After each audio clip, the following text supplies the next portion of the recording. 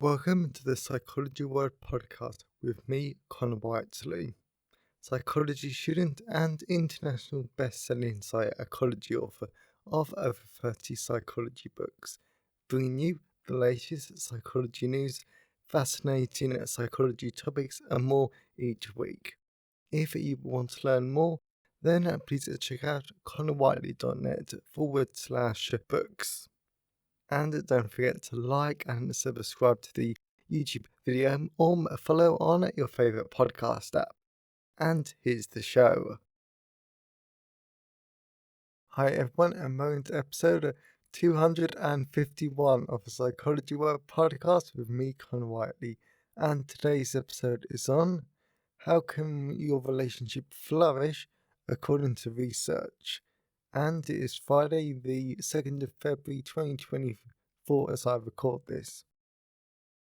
So today's episode is definitely a rather fun one because I always like to change things up on the podcast every so often and focus on relationships from time to time because they're fun.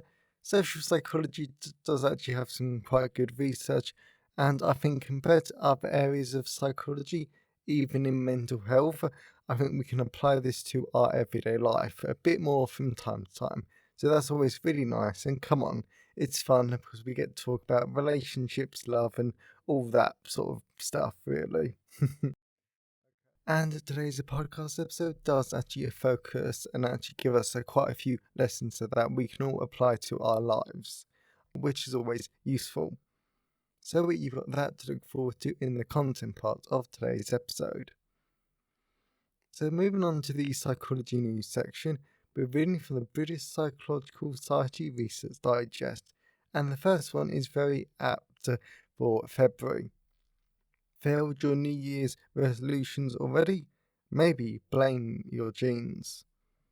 If your friends are asking about New Year's resolutions that have already failed by the wayside, today we bring you an ease out. According to the current research, your chances of resisting temptation are affected by your genetic makeup. Dozens of studies have explored how much of a role genes play in explaining why some people have excellent self-control, whilst others really struggle to overcome impulses and temptations. But this past body of the work has produced a wide range of results, making it difficult to draw any firm conclusions. Note the authors of a new paper in Neuroscience and Behavioural Reviews.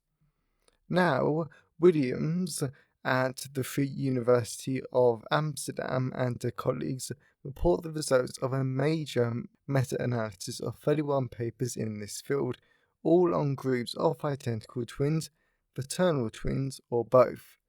The 31 papers include more than 30,000 individual twins in total and suggest that about 60% of their ability in self-control behaviour between any two people is down to their genes, though exactly which genes is yet to be asserted. So I always quite love twin research because I think they're a lot of fun. I think you can do some quite fascinating stuff with twins and genetics, and I just think that, right, and for some reason I just think that twin studies are really, really fun. Of course, it's way beyond my expertise, way beyond what I would ever want to be involved in, because biological psychology, let alone research, is not really my cup of tea, and I just don't really want to do it. But I think that the results can be really interesting. Of course, you've always got the argument that just because these work on twins, does it always shift to non-twins and the general population? I'm not I'm not really sure how valid that argument is, but I've heard about it quite a lot from different sources. So maybe it's just something to think about. But when it comes to our self-control behavior and it's like genetics, I always think that it's a good example that a behavior is always a different amount of genetics and in the environmental factors. For example, like around 60% of this their variability in self-control is genetic, but that still leaves 40% that's down to you. So you can still have a reasonably large impact in your own self-control behavior. Okay, so I think that's just something to think about. Try, yeah, if you really do want to resist temptation. But of course, that's always a lot easier said than done. So the second one is survival of the fittest isn't just for organisms. Charles Darwin likened the evolution of a language to the evolution of an organism. The survival and representation of certain favoured words in the struggle for existence in natural selection. He wrote in The Descent of Man. Though his thoughts on language are slightly less well known than his other work, some modern researchers do language in the same way, arguing that certain words outcompete others and are more likely to stand the test of time. But what makes these words fitter than others? The answer, according to a new study in PNAS, lies at least partly in the way our brains learn and process words. And I will just read the final two paragraphs from the BPS website. The consistency between the results from the first and second part of the study is clear. Together, the researchers write, these two sets of findings provide evidence that language undergoes cognitive selection for words that are easier to process, recall, and reproduce. Of course, languages do also develop and expand, changing social, emotional, and technological conditions, such as the development of social media, leads us to coin new words.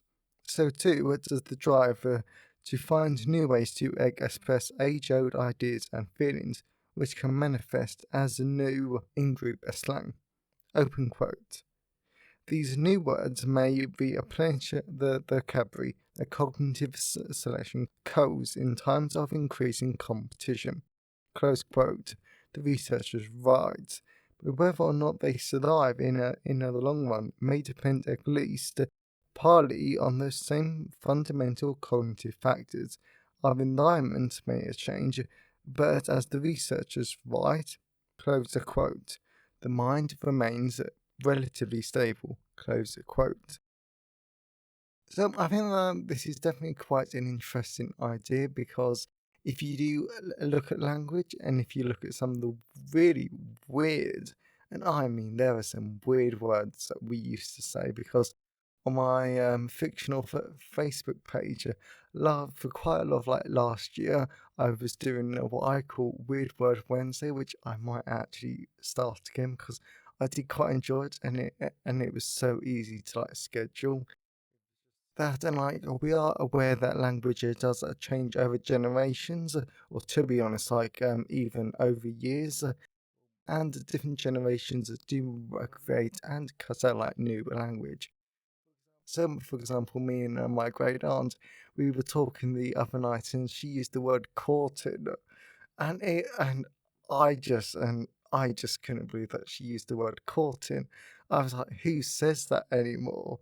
And yeah, so I really, really hope that the word courting really does fade out of human language. I think it's a terrible word, and I really don't like it. I hate that word with such a passion, because it's so old-fashioned, and courting, really do hate that word. So language does change though, and even though we know this, and I think we can see this in everyday life over the years though, but we never actually stop and we never think about why does it change. So it's quite good to learn about this psychology news article that helps to explain it. So that I think is always useful to know. And come on, it is quite interesting. So the final one is gravity, or lack of it, may affect decision making. The countdown to Mars is on. According to current timelines, astronauts could be heading to the red planet as soon as the 2030s, and the race is on to fill the many gaps in our knowledge about how the journey is likely to affect them, both physically and mentally. Despite being perhaps the biggest physical difference between Earth and space in environment, the impact that microgravity might have on an astronaut's decision making is one area that has received relatively little investigation. Preliminary research in a scientific report reveals that in microgravity, decision making does indeed appear to change, making floating participants more confident in their judgment about whether or not a drone shown a stimuli would crash, then they would be on terra firma. Replication and further investigations are needed to confirm these findings, but they do pose important questions about the extent to which space environment could cognitively affect crews. So this is actually a great one, and this is actually one I'm actually quite excited about now, because I saw the headline and I didn't think too much of it when I first got the research digest up, but now I'm actually quite excited about this, mainly for two reasons. So, firstly, because I'm a science fiction writer, I always quite enjoy like space exploration and that sort of stuff. And I always think that it's quite interesting to see how research can be used in a science fiction setting. So I might try that from like time to time.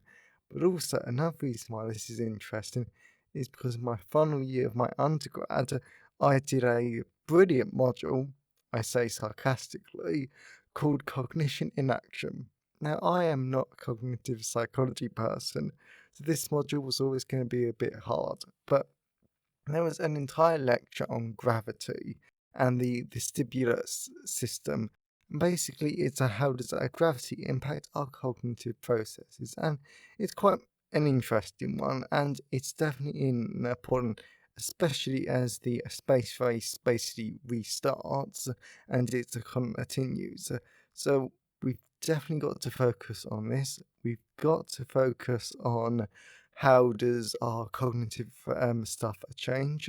Will change so, and if you look at some of the current research, then I definitely think that it's definitely worth a read, and you can actually learn quite a lot. For example, the only one that jumps out at me is a group of astronauts. I think they were cosmonauts because they were Russian. I think they flew up to the not the International Space Station, but they went on this like shuttle, and they kept complaining of a really bad smell, and they hated this smell. It was so bad that they had to cancel the mission early. So, like, whoever these astronauts belong to, they then had to spend so much money getting them back and actually investigating this smell. But the thing was, there was no smell. There was no strange smell. There was nothing like. This was just a trick of the mind. So I can't remember the details or what it was actually called, but I know that that's happened. It'd definitely be interesting to see what future research brings. So I hope you enjoy the psychology news section. So let's move on to the person update. So we're moving on to the person update.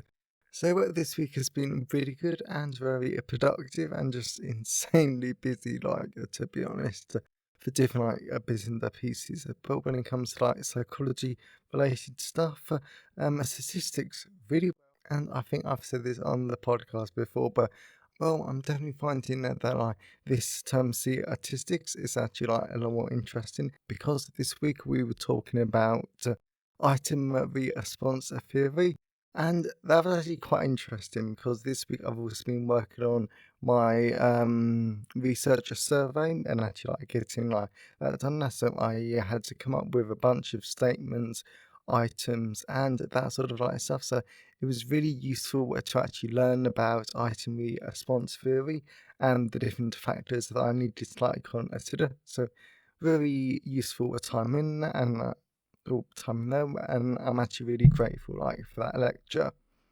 So, well, aside from the research and the statistics, I've just been out a lot tonight socialising, which has actually been like a really nice change though. And I do have to keep this person update quite short because I'm going out tonight, and to be honest, I'm leaving in about an hour, so I need to hurry up here. So as always, I always love to hear your thoughts and feelings on today's episode.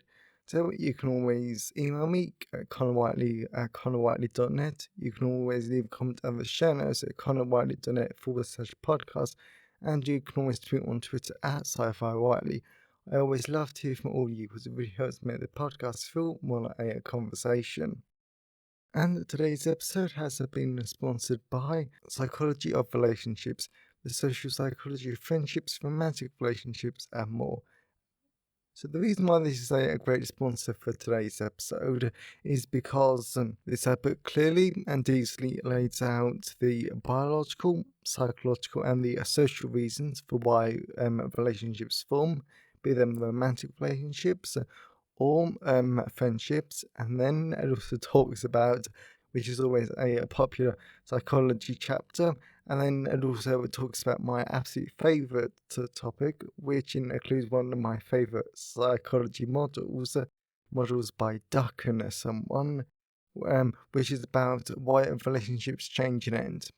And then the book also talks about the theories of like sexuality, homosexuality, and like why do both of those things happen, before talking about prosocial behaviour like bystanderism. So, but this book's always like packed full of like great information. It's always really popular, and I always get tons of like good emails about it, praising it. So, with that is Psychology of Relationships, the Social Psychology of Friendships, Romantic Relationships, and more. Available from all major ebook retailers, and you can get the paperback and hardback version from Amazon, local bookstore, or local library if you request it. And you can also get it as an AI audiobook at selected audiobook retailers like Kobo, Google Play, Barnes & Noble, Spotify, and selected library assistants like Overdrive, Baker & Taylor, and Biblioteca. So, whilst buying books helps to support the creation and the editing of the podcast, my time is sponsored by my wonderful patrons. And as always, a massive thank you to my patrons, because your support shows that you like the show and that you want it to continue. So if you want to become a patron and get tons of great rewards, now you can at patreon.com/the Psychology World Podcast. So that's enough of the personal update. Let's move on to the content part of today's episode. So we're moving on to the content part of today's episode. So we're going to be talking about how can a relationship flourish according to research. So this is a really useful podcast episode, and it's a lot of fun. So let's dive into it. Why is it important to learn about relationship flourishing? So I fully admit that whilst I've never been in a relationship or dated, I want to look at this topic because I'm writing a blog post for this episode during the day, and then tonight I'm going to a fun social event where I might make some new friends or even meet someone, and it's always fun to look at anyway. Therefore, it's important that we all understand the reasons how and why relationships can flourish, so we can bring new life into our romantic relationships if they're starting to feel like a bit of a grind, as well as if we start to feel that our relationships aren't exciting anymore and we're continuing the same sense of sameness without anything new or exciting.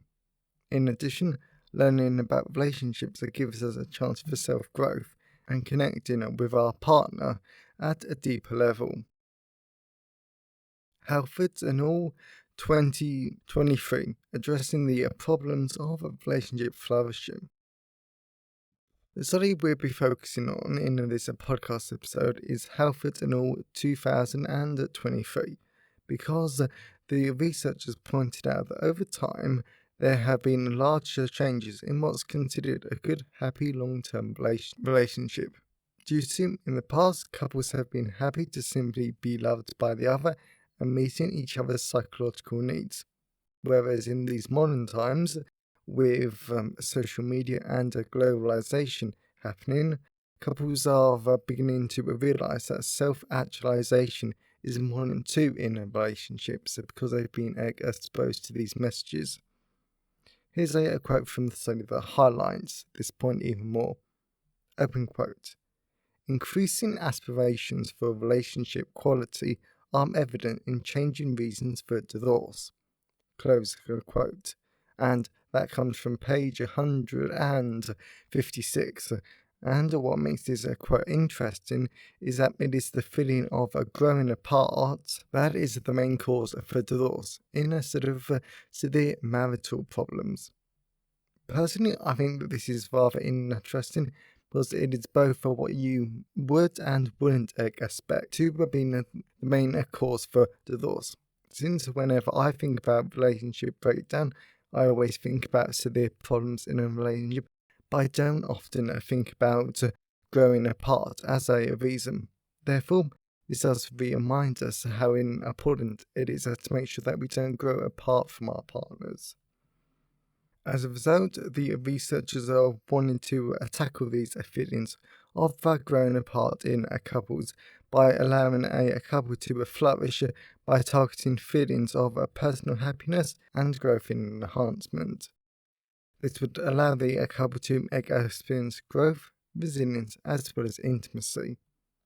In addition, Halfords and all 2023 wanted to validate the method that they've developed over the years to revive these flatlining relationships. What are the 6 elements of relationship education? Now, interestingly, Halfords and all propose that the couples don't need to spend years in therapy to develop a high-quality relationship. Instead, they need to follow a very specific curriculum for about 12 to 18 hours in the comfort of their own home. Thankfully, this means that couples can do this regardless of their location, even if they have no local couples therapists. And yes, I will fully admit, when I first read that they want you to do this for 12 to 18 hours, I was shocked because that is a lot of commitment. But then I was thinking about it, if you think about this in terms of therapy, it's actually not a lot of difference. So that's just something that's useful to think about. So the 6 components of their relationship education program are as follows. Relationship self-change. This is where the couple learns about the value of a goal setting, why self-change is important to relationship growth, and a commitment to relationship enhancement. Communication. Here the couple learns about how to effectively communicate in relationships, and they evaluate their own communication skills. Caring and intimacy. In the first component, they learn about the importance of expressing social support, affection, and positive shared activities. Then they review their current affection, their engagement in shared activities, and their support for their partner. Managing differences. Next, the couple reviews the positive effects of differences on the relationship and effective conflict management. Sexuality. Ultimately, they learn about common myths about sexual expression, as well as assess their current sexual behavior in the relationship. Management of life changes. Finally, the couple learn about the impact of a life event on the relationship, and they assess what likely life events, that took me quite a few times to say, their experience and their effects before reviewing how to maintain a focus on the relationship in a busy life. Overall, I think on paper they sound a little dry, but in reality, these are all really important areas. For example, we know that communication is beyond critical in relationships, because I know from personal experience that effective communication in any relationship is important. And if a good communication isn't developed, then bad things can and will happen including the breakdown of a friendship and whatnot. In addition, I think as great as learning concepts and about relationships are, it is critical that couples actually focus on their own relationship through the reviewing and self-assessment. This is important because it allows couples to apply what they've learned and how to improve their relationship in the future. Of course, this is probably really hard and not ideal, but it is important, and there will probably be some uncomfortable situations from time to time. But again, this is why good communication is important. Furthermore, the paper talks a lot about how the authors use statistical models to support their conclusions. The sample was good, and I don't see any glaringly bad problems. And because that's all proper methodology content, I'm actually going to skip over that stuff. But I will mention that this is a small soapbox of mine. I think 26 couples might have been a slightly too small a sample, and I would have preferred over 30 couples. And the mean age was 34, meaning we can't really say with empirical evidence that this method works for younger couples or couples over 50. But that isn't really the point of this particular study, and the method does work for these couples. How can we use relationship education in our own lives? If we take a step back from the paper and focus on the lessons it can teach us, then there is a lot this study can teach us for our own relationships. Firstly, I've mentioned there are 6 areas of relationship education, and I think even the brief summary of each section can give you a lot of useful prompts to think about in your relationship. For example, maybe tonight you and your partner should think about your current levels of affection towards each other, in engagement in shared activities and the like. Could you do more together? Secondly, Harvard and all 2023 focused a lot on the importance of self-change and how you are responsible for your relationship flourishing. You can't leave it all with your partner to do all the work, and vice versa. It's only by you wanting to change that something good will happen. Finally, the study mentioned that couples benefit from the focusing on the relationship itself and doing nothing else. Therefore, if you and your partner think about the relationship for 12 hours and try to improve it, then there will be benefits, which I think is really interesting. And you could even half of that time to see some benefits, like spending 6 hours total working on each of these 6 areas mentioned earlier. Conclusion. So, at the end of this social psychology episode, I think that we can all admit that a relationship can flourish for a lot of different reasons. And I know a good chunk of this episode has been common sense. Like, we know that good communication is important. But this is what I like coming back to. Just because we know something doesn't mean we're always going to follow it. Like, I know so much mental health advice. It did not mean that I followed it for quite a long time, which is really bad, but hey, I'm not perfect.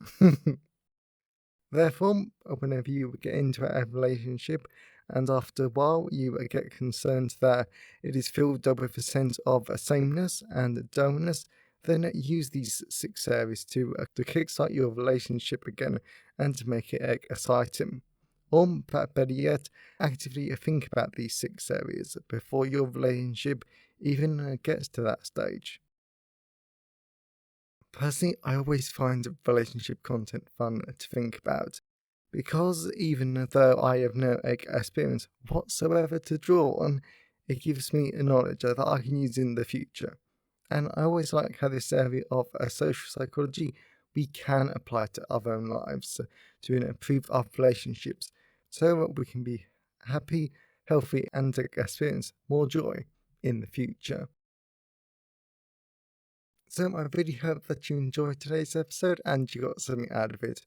I know I've mentioned this quite a bit, but this is just such a fun area because we get to apply it to our lives. We get to think about human relationships, which is so common. All of us have them, whether they're friendships, romantic relationships, and the like. Like this is just such an important area that I always like that I can do podcast episodes on it because I learn a lot. Hopefully, you guys do. And I'm just really, really happy that I have this amazing podcast to actually do this sort of content for. Mainly because I did forget it was episode 250 last week though. Mainly because I had this file naming problem. So yeah, so that was a massive problem and a slight error on my part. But thank you all of you for listening. And because I've only got 45 minutes before I go out, I really need to get going and wrap up this podcast.